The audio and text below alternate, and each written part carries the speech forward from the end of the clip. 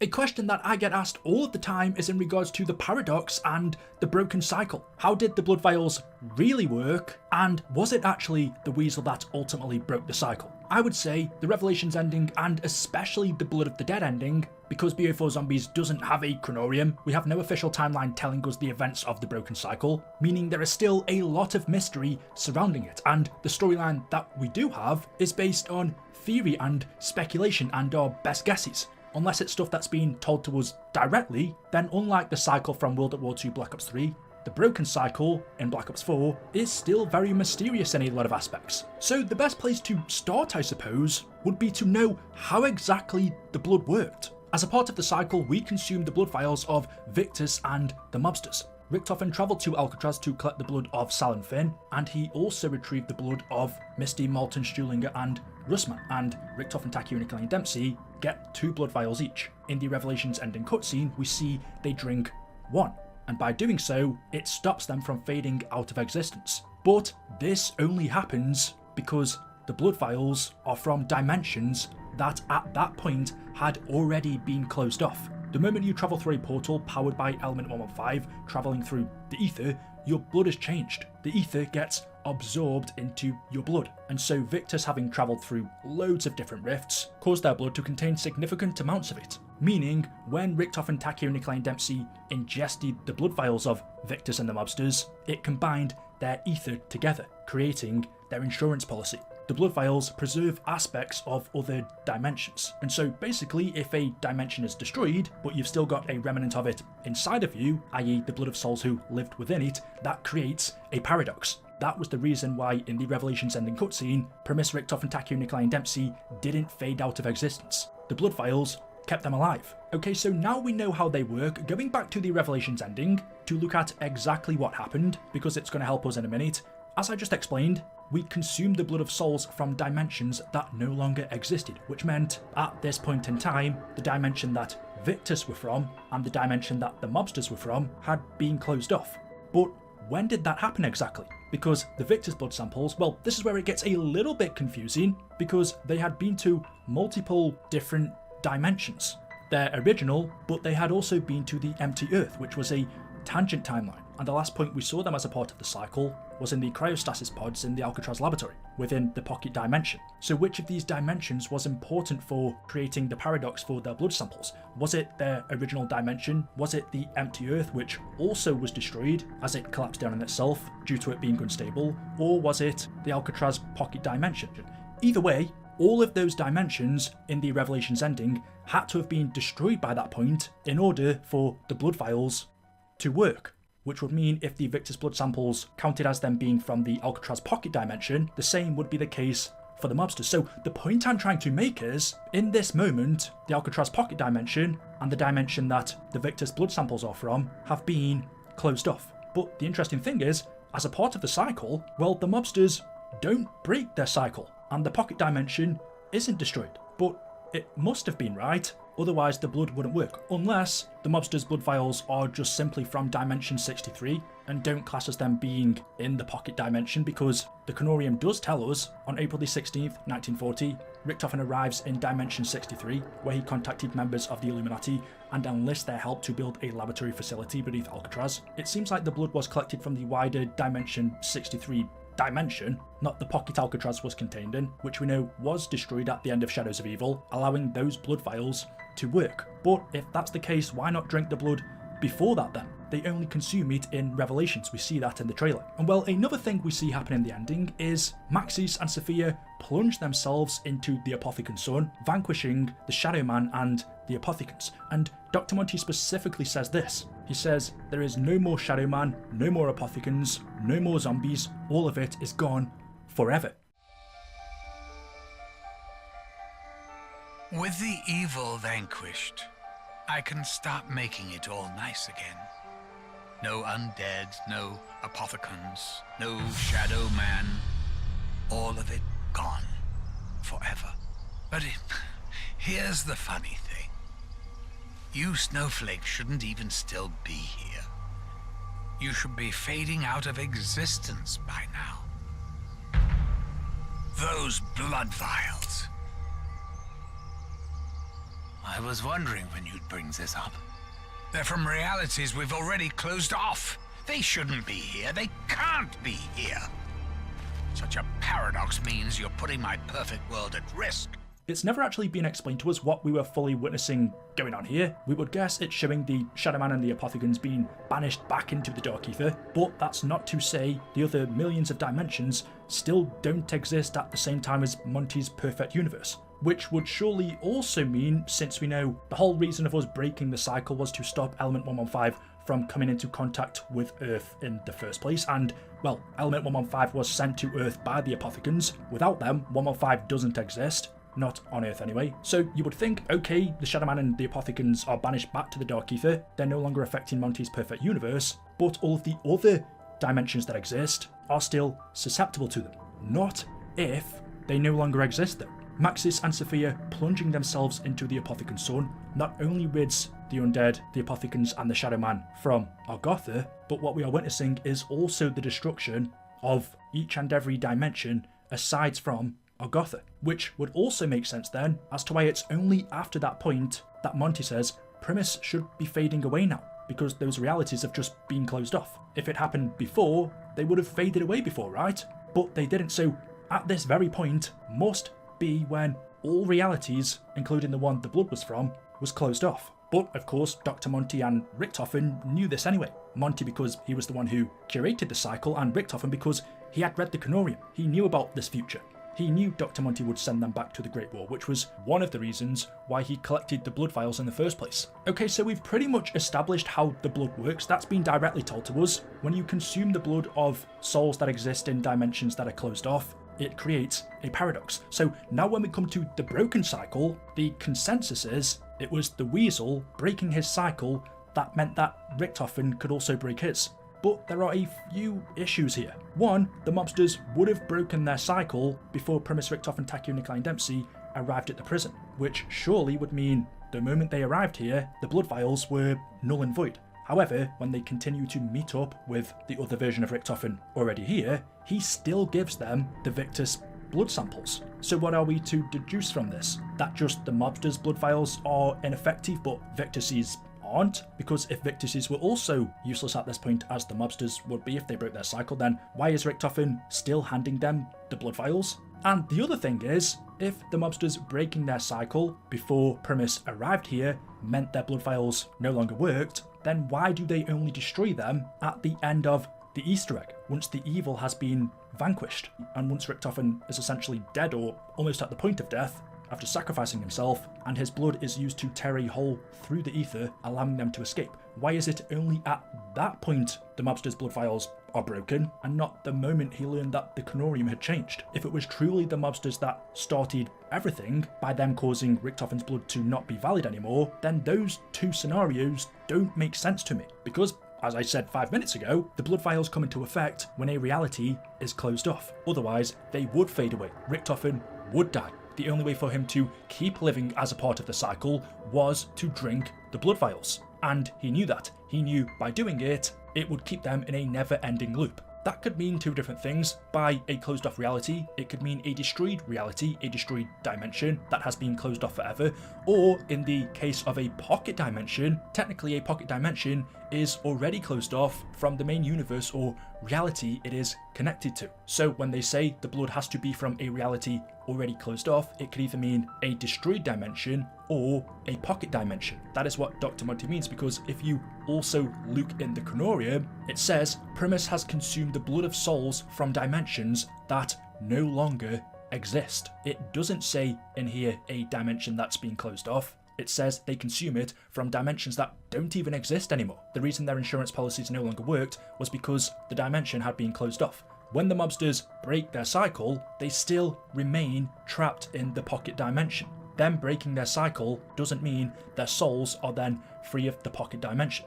That doesn't happen until they are freed at the end of the blood Easter egg with the elemental fire gem. And since we know the blood vials are connected to the souls within a specific dimension, as was told to us, whether the mobsters broke their cycle or not wouldn't matter in terms of the usefulness of the blood vials, because they still remained trapped in the pocket dimension. So the blood should have and was still a viable insurance policy until their souls were finally freed at this moment in the ending. All of that would make me think the mobsters breaking their cycle didn't actually have any effect on the blood being ineffective, and actually the reason their insurance policies no longer worked was because their cycle was broken. Or even, as a part of the broken cycle, was there actually anything to say the blood vials wouldn't work? We were told they weren't needed because they were on a new path, but we weren't told that they wouldn't work. Because if you listen to the cutscene, in the Blood of the Dead ending, we use the elemental gem to banish the evil and free the souls from the pocket dimension. Listen to how the spirits sing. They are free of this realm.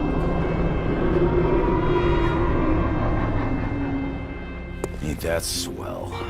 Which would mean, because the spirits or souls of Sal, Billy, Finn and Al are no longer within the Alcatraz pocket dimension, then the blood vials wouldn't work because the souls of the blood they are drinking are no longer in the dimension they are drinking the blood from. Which will tell me, just based on how it works, it wasn't the mobsters that caused the cycle to break. They broke their own cycle, but then breaking their cycle wasn't necessarily the overall cause for the cycle to break. They have a part to play in it. Them breaking their cycle means they then become spirits, Sal, Billy and Finn as ghosts and the weasel as a seagull. And we know during the Blood of the Dead Easter egg, which in turn is kind of the reason why Primus became trapped in the pocket dimension in the first place, because if the mobsters hadn't broken their cycle, then Brutus would have still been occupied with them and he wouldn't have had the time to destroy the portal Primus were going to use to escape. But they do help them escape their cells when Brutus locks them up. But the events of the Canorium changed before this, the moment Great War Ricktofen teleported to the prison. So if it wasn't the mobsters, and by the way, I'm not saying it definitely wasn't them or it's impossible for it to be or it couldn't have been them. I'm not saying that because the broken cycle is a bootstrap paradox, which means there is no definitive way to say at what point the paradox was created, which would probably tell us the specific event that broke the cycle. Because it's a bootstrap paradox, there would normally be no definitive way for us to pinpoint its origin, unless time travel is involved, and in this case there is. The moment Pablo Marinus teleported back to the Great War to help Great War Ricktofen, then travelled to Alcatraz to assist them in escaping. But just before I continue on with that, there's one more point I want to make. At the end of the Blood Easter egg, this is the exact moment where Great War Ricktofen approaches Primus Ricktofen and says, "The cycle is broken, Doctor. As such, insurance policies are no longer needed." Unless there was a quote which I can't remember and I don't want to listen to the whole 1 hour conversations of the characters again, or unless I'm misremembering, there is no point where anyone actually says that the blood vials are ineffective. Instead, Richtofen says, "The cycle is broken, as such, the insurance policy, the blood vials, are no longer needed." The cycle is broken, Herr Doctor. As such, insurance policies are no longer needed. And we see the Victus and Mobster blood samples are then smashed on the ground. Could there be the chance, I don't believe this, like I said, unless there's a quote that proves otherwise, that the blood vials would have still worked, because if they were ineffective, then why smash them on the ground like that? Why not just nonchalantly throw them away or even keep them on you? If they don't actually work anymore, what reason would they have to intentionally smash them, almost as if they're making sure that blood cannot be used? If it was null and void at this point, what would be the need to intentionally make sure it was destroyed? That's something I just thought was a little bit weird, because if the blood is already ineffective due to the cycle being broken, then why would Great War Ricktofen need to take the samples off Primus Ricktofen? Why not just leave them on him? Because they don't work anyway. My point is, the Alcatraz pocket dimension still exists even after the mobsters have broken their own cycle. And we are told Primus consumed the blood from dimensions that no longer exists or that were closed off. But the pocket dimension, after the mobsters broke their cycle, still remained, and their souls were still inside of it, which is what the blood was tied to. With that established then, how do I believe the cycle was broken, or what do I think is one of the likely scenarios it went down? Well, the Great War version of Richtofen was only in the Alcatraz laboratory as a part of the broken cycle. It is impossible for him to have always been there as a part of the regular cycle, because during or just after the events of the Great War, Richtofen, Taki and Nikolai Dempsey, as a part of the cycle,